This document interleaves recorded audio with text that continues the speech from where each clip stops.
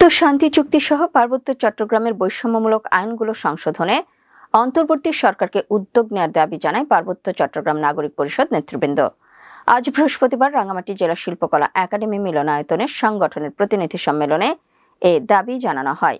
পার্বত্য চট্টগ্রাম নাগরিক পরিষদের রাঙামাটি জেলা সভাপতি মোহাম্মদ সোলাইমানের সভাপতিত্বে এতে প্রধান অতিথি ছিলেন সংগঠনের কেন্দ্র চেয়ারম্যান কাজী মুজিবুর রহমান।